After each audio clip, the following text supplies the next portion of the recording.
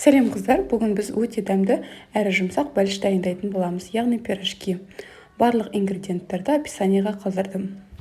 Бізге жылы сүт, ұн, ерітілген сары май, дрожж, бір жұмыртқа, қант және тұз керек болады.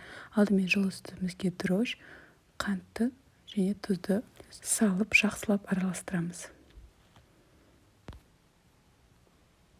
Оның үстіне бір жұмыртқа салып, тағы да жақсылап араластырамыз. Одан кейін үстіне ерітілген сары майды салып, және еліктен өткізілген ұнды саламыз. Жақсылап жұмсақ қамыр илейміз. Бізде осындай жұмсақ қамыр жуу қажет. Бетін жауып, жылы жерге көтерілгенше 1,5 немесе 2 сағатқа демалдырып қоямыз.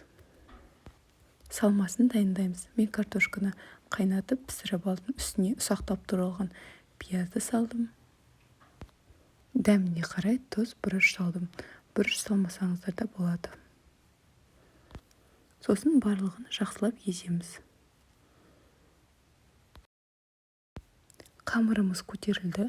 Мен 1 рет қайтарып қойдым, бұл екінші көтерілгені. Қамырымызды бірнеше бөліктерге бөлеміз. Қалауларыңызға қарай үлкен немесе бұдан да кішкентай етіп жасауларыңызға болады. Сосын осылай қолымызбен кішкене осылай жаямыз. Ішіне салмамызды салып, жақсылап түйеміз.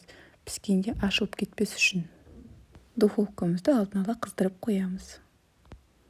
Барлығын түйіп болғасын, бәрін осылай орналастырып, бетіне жұмыртқаның сарысын жағып шығамыз. Қызып тұрған 180 градуста 20-25 минуттай пісіреміз.